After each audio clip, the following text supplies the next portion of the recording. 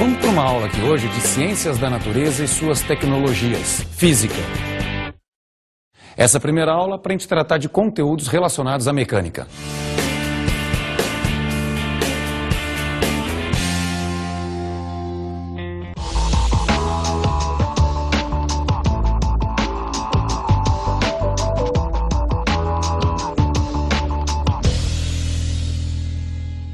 Questão 1 diz o seguinte: as empresas concessionárias de energia elétrica espalhadas em todo o país enviam mensalmente para seus clientes as popularmente conhecidas contas de luz.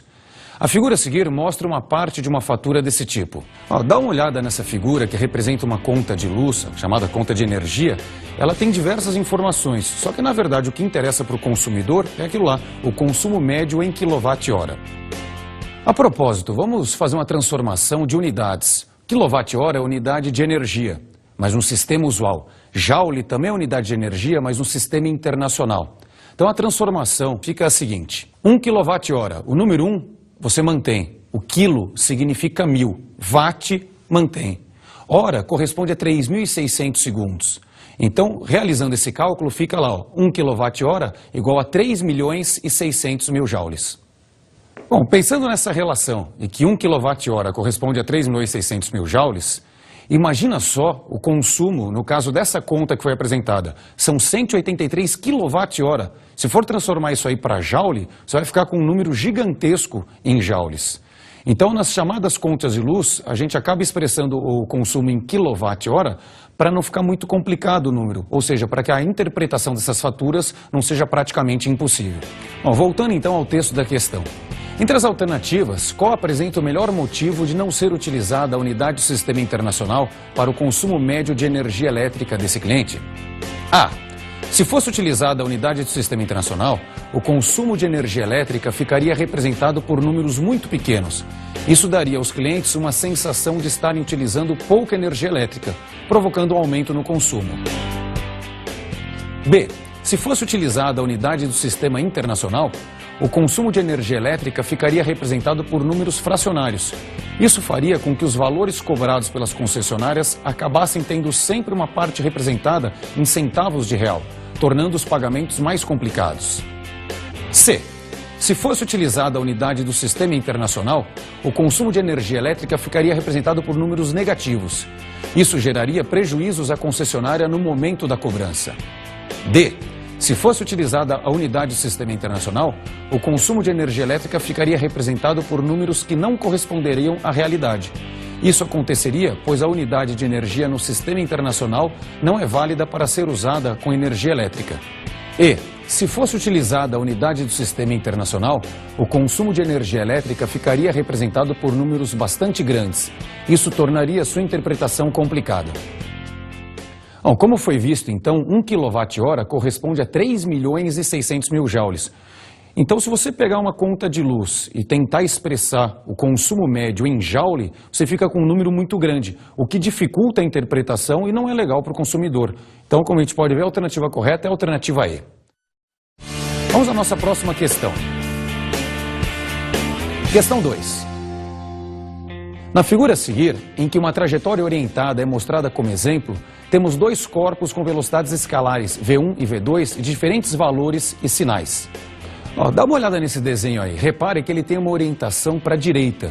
Isso significa dizer que velocidades para a direita são positivas, velocidades para a esquerda são negativas. O corpo número 1 tem uma velocidade que é menos 2 metros por segundo. O corpo 2 tem uma velocidade que é 5 metros por segundo. Então o sinal indica para onde o corpo vai. Voltando à questão. Definindo-se rapidez como módulo da velocidade escalar de um corpo, podemos afirmar que: alternativa A, dois corpos que têm a mesma rapidez se movimentam com a mesma velocidade escalar. B, velocidade escalar é conceitualmente igual a rapidez. C, entre dois corpos, o que tem maior rapidez é o que possui velocidade escalar maior. D, o chamado velocímetro, aparelho encontrado no painel de carros, é um instrumento que mede rapidez e não velocidade escalar como poderia se supor. E, se a velocidade escalar de um móvel aumenta, isso significa que ele está se movimentando cada vez mais rápido. Imagina um carro que está se movimentando na mão correta de uma rua a 60 km por hora. Você olha lá no velocímetro, vai estar escrito 60 km por hora. Agora imagine que um motorista imprudente coloque esse carro na contramão da rua. Mas se você olhar para o velocímetro, não vai marcar menos 60 km por hora. Claro que não. O velocímetro é incapaz de perceber se o carro está se movimentando em um ou outro sentido. Porque o velocímetro ele marca a velocidade, mas sem o sinal dela. Isso tem nome na matemática, hein? Quando você pega um número e não coloca o sinal, você está olhando apenas o módulo. Então o velocímetro ele marca apenas o módulo da velocidade. Ele marca apenas o que a gente chama de rapidez. E é isso que foi dito na alternativa D. Dá uma olhada ali, ó. O chamado velocímetro, aparelho encontrado no painel de carros, é um instrumento que mede rapidez e não velocidade escalar como poderia se supor. Vamos à nossa próxima questão. Questão 3.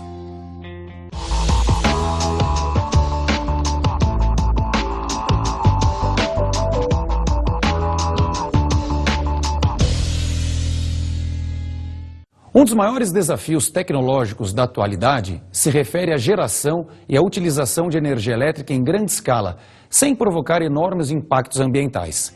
Nesse sentido, assinale a alternativa que faz a correlação adequada entre o tipo de usina geradora de energia elétrica e suas vantagens e desvantagens.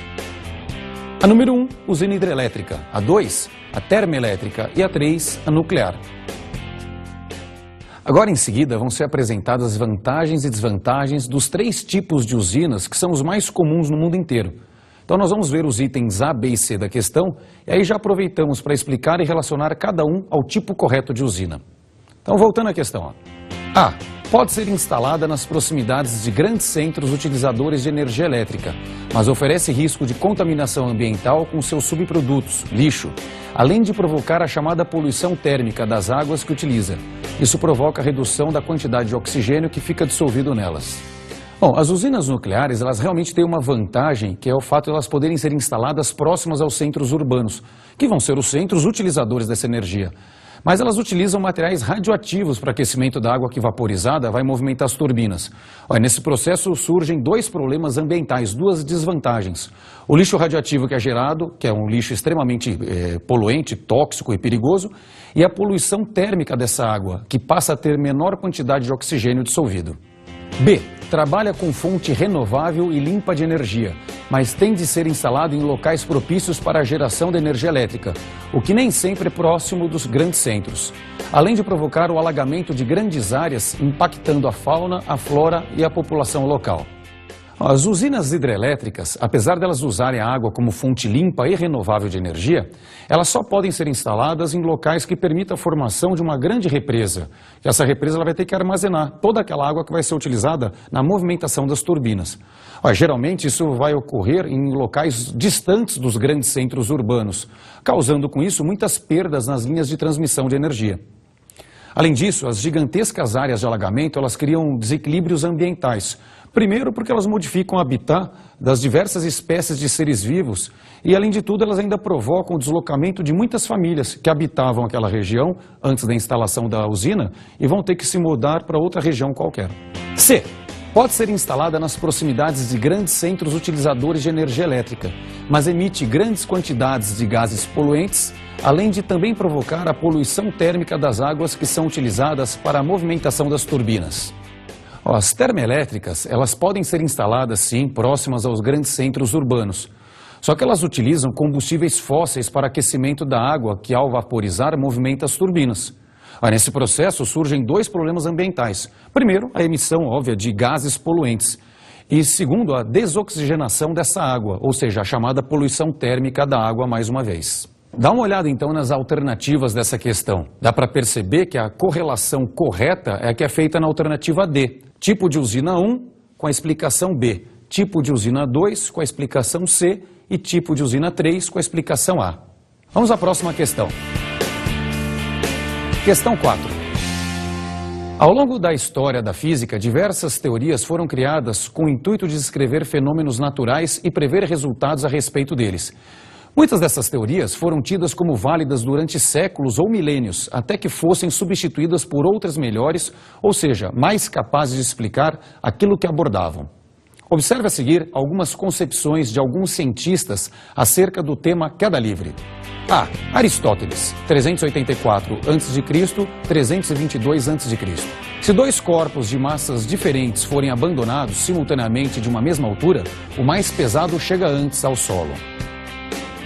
Segundo Aristóteles, corpos mais pesados caem mais rapidamente que corpos mais leves. Essa concepção dele, ela se deve a dois fatos. Primeiro, o desconhecimento da força de resistência do ar.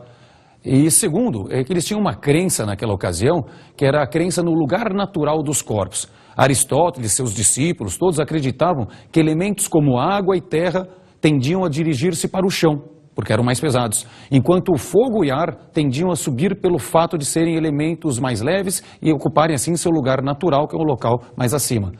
Por motivo similar, objetos mais pesados deveriam cair antes dos mais leves. Era isso que acreditava Aristóteles.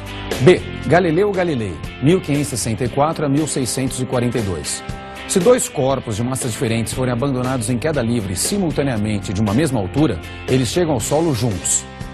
Para Galileu, a força de resistência do ar é que era a grande responsável por fazer corpos diferentes chegarem ao solo em momento distinto, mesmo quando abandonados simultaneamente.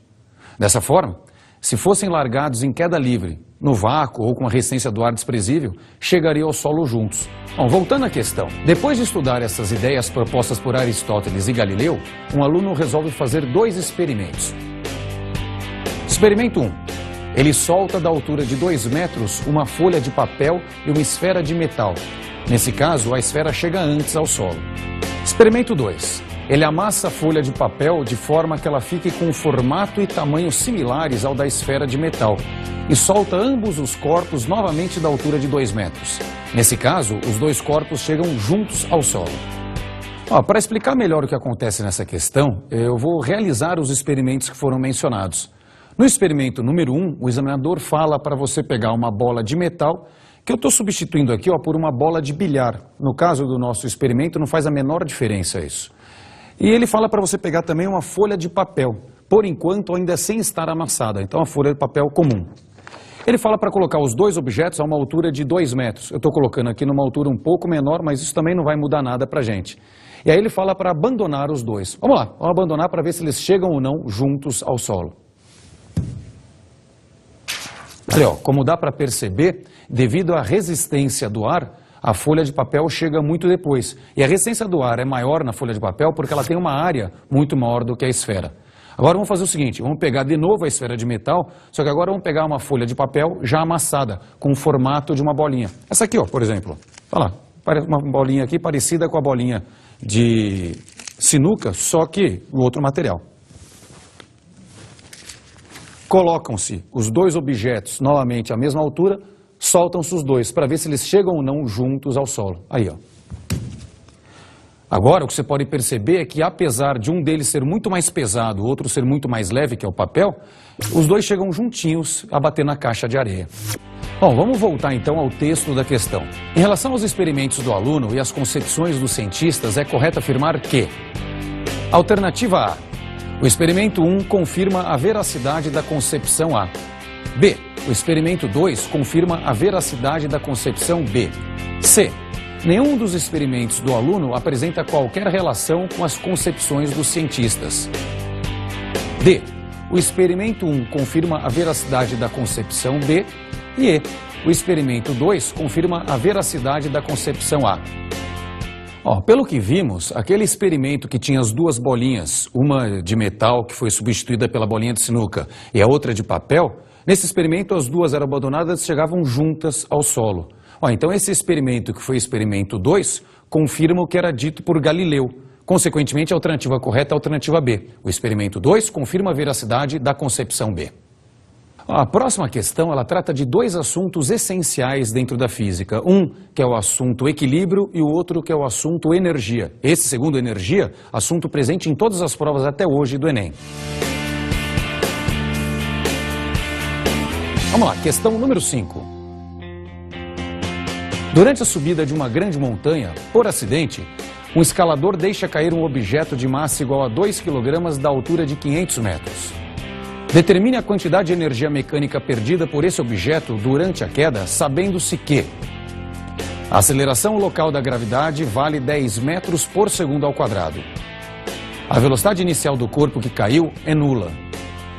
A força de resistência do ar que age sobre o corpo em queda possui intensidade diretamente proporcional ao módulo da velocidade desse corpo. E no momento que a força de resistência do ar a qual age sobre o corpo que caiu atinge o valor de 20 newtons, esse corpo possui velocidade de módulo de 108 km por hora.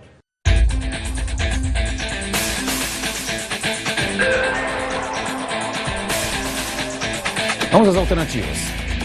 A. 4.700 joules. B. 5.800 joules. C. 6.900 joules. D. 8.000 joules. E. 9.100 joules. Bom, para resolver o exercício, primeiro a gente precisa lembrar que energia mecânica é a soma da energia cinética com a energia potencial.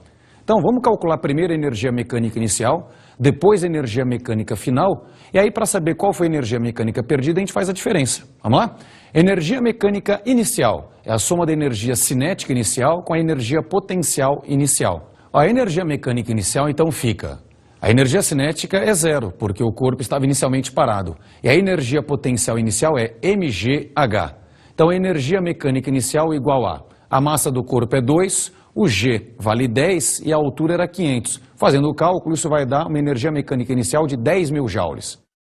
No momento em que a força de resistência do ar que age sobre o objeto atinge o valor de 20 newtons, ela passa a ter um valor igual ao peso do próprio objeto. Se o objeto tem massa de 2 kg, o peso dele também é 20 newtons. A partir desse instante, devido à situação de equilíbrio, o movimento realizado por esse corpo passa a ser do tipo uniforme, ou seja, com velocidade constante. No caso, de 108 km por hora ou 30 metros por segundo passando para o sistema internacional. E essa é a velocidade que se mantém até o momento que o corpo chega ao solo. Então vamos fazer o seguinte, vamos calcular agora a energia mecânica final desse objeto. Energia mecânica final é a soma da energia cinética final com a energia potencial final.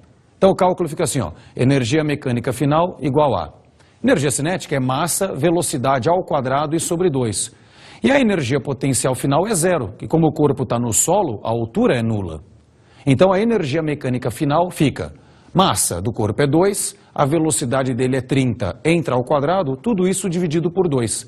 Fazendo o cálculo, vai dar uma energia mecânica final de 900 joules.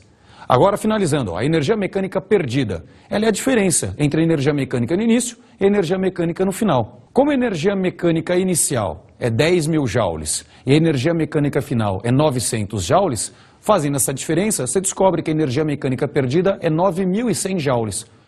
Dessa forma, então, a alternativa correta é a alternativa E, 9.100 joules. A próxima questão é uma questão legal porque ela trata de tecnologia e, além disso, de coisas que a gente visualiza no cotidiano. Vamos lá, questão 6.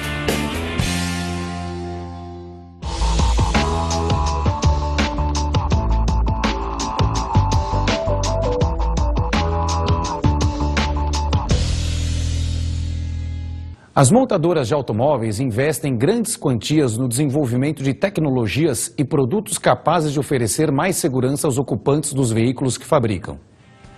Entre os principais dispositivos com essa função estão o freio ABS e o airbag. A eficácia deles está relacionada aos princípios físicos apresentados em qual das alternativas a seguir? A. O freio ABS impede o travamento das rodas do carro e, com isso, o atrito entre os pneus e o solo tem maior intensidade, pois é do tipo estático e não cinético. O airbag prolonga o contato do passageiro com a superfície em que ele colide e, consequentemente, diminui a intensidade da força de contato, de acordo com o teorema do impulso. B. O freio ABS é capaz de reduzir a velocidade do carro a uma taxa constante, como num movimento uniformemente variado. O airbag tem como função aumentar a área de contato entre o passageiro e uma superfície, diminuindo a pressão sobre ele. C. O freio ABS reduz a inércia do automóvel, retardando-o mais rapidamente. O airbag proporciona uma colisão perfeitamente elástica entre o passageiro e sua superfície, evitando a perda de energia cinética desse sistema. D. O freio ABS dissipa calor mais facilmente que os freios comuns, sendo mais eficiente. O airbag transforma toda a energia cinética do passageiro em energia potencial elástica e, com isso, promove rápida e confortável desaceleração dele. E. O freio ABS faz o coeficiente de atrito estático entre o pneu e o solo aumentar gradativamente durante uma frenagem, intensificando-a. O airbag impede que o passageiro sofra ação de qualquer tipo de força de contato e, consequentemente, evita que ele fique sujeito a uma resultante de forças muito intensa. A grande diferença para o freio convencional e o freio ABS é que no sistema convencional, se o motorista pisar muito bruscamente no freio, existe o risco das rodas travarem. Fala, mas e daí? É que se a roda trava, o carro começa a escorregar sobre o asfalto. No caso do freio ABS, não. Ele impede completamente a possibilidade de haver o travamento das rodas. Com isso, durante a frenagem, o tipo de atrito entre os pneus e o solo é o atrito do tipo estático. Caso as rodas parassem de girar e apenas escorregassem sobre o asfalto, a força de atrito passaria a ser do tipo cinético. Qual é o problema? É que o coeficiente de atrito estático é sempre maior que o cinético. Então, o não travamento das rodas permite uma frenagem mais rápida e eficiente. Bom, vamos falar um pouquinho do airbag. O airbag ele faz com que o passageiro sofra uma colisão contra uma superfície que se deforma aos poucos. Imagine, sem airbag, o passageiro tem o risco de bater a cabeça contra o vidro. Com airbag não, ele bate o rosto contra uma superfície que é aquela bolsa que surge no momento da colisão. Com isso, o tempo de atuação da força de contato entre o airbag e o corpo do passageiro é um tempo que fica maior. Segundo o teorema do impulso, fica assim, Impulso da força resultante é quantidade de movimento final menos quantidade de movimento inicial. Lembrando, o impulso da força resultante pode ser calculado como força resultante vezes ΔT, igual a quantidade de movimento final menos quantidade de movimento inicial.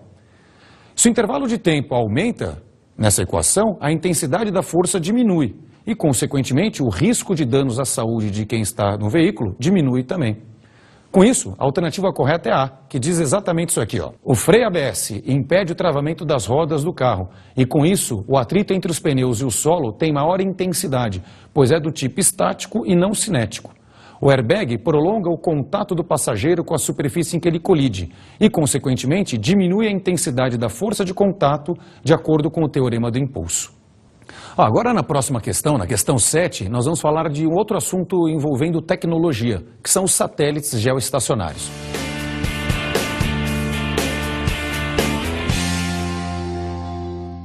Os chamados satélites geoestacionários têm aplicações cada vez maiores e mais importantes nas telecomunicações. A respeito desses satélites, é correto afirmar que A altura da órbita em relação ao nível do mar é proporcional à massa do satélite. B.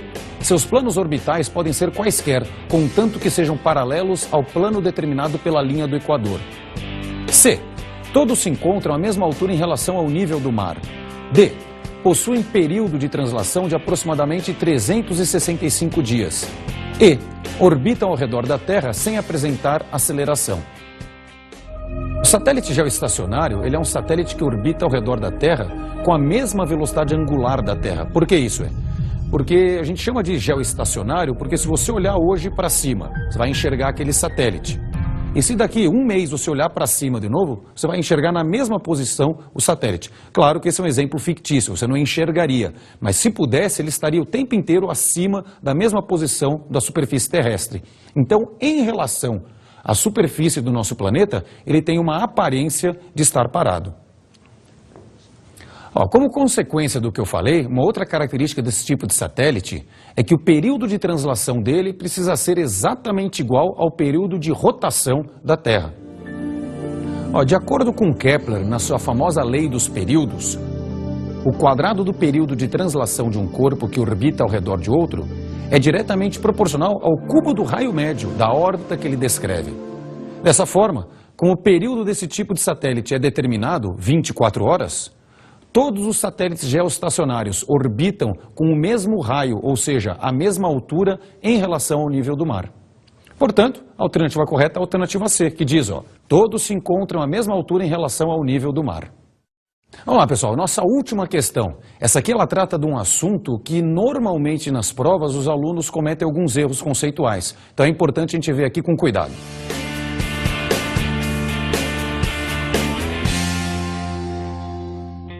Imagine a seguinte situação. Um carrinho de compras é empurrado sobre uma superfície sem atrito e passa a se movimentar com certa velocidade. Depois de certo intervalo de tempo, 2 experimentos são realizados consecutivamente.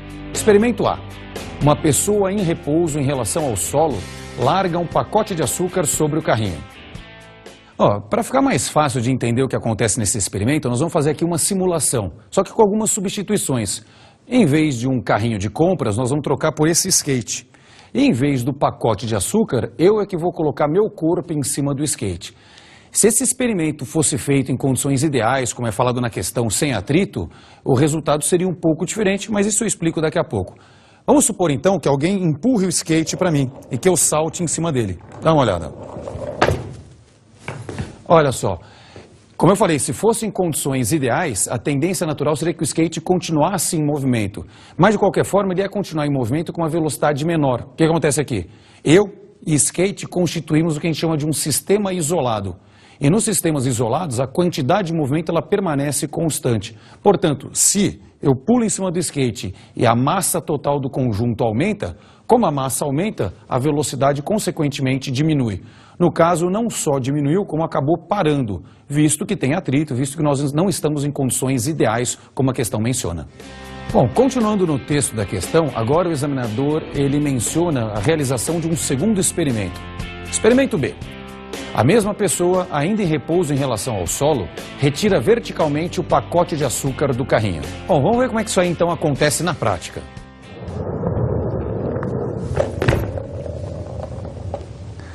Olha, agora é uma situação diferente. Você repare que eu estava em cima do carrinho e de repente eu saio dele. Na realidade, quando eu saio do carrinho, eu não aplico nenhuma força que favoreça o movimento, mas também não aplico nenhuma força contrária ao movimento. Não faço nenhuma força para frente nem para trás. Na física, a gente sabe que o que altera a velocidade de um corpo é sempre força. Portanto, não realizando força a favor do movimento, a velocidade não aumenta. Não realizando força contrária ao movimento, a velocidade também não diminui. Consequentemente, a velocidade dele permanece constante, o que aproximadamente foi mostrado aqui para a gente. Voltando então ao exercício. Em relação a esses 2 experimentos, as consequências são: alternativa A. Logo após A, o carrinho diminui sua velocidade e logo após B, a velocidade dele aumenta. B. Logo após A, o carrinho não altera sua velocidade e logo após B, a velocidade dele aumenta. C. Logo após A, o carrinho diminui sua velocidade e logo após B, a velocidade dele não se altera.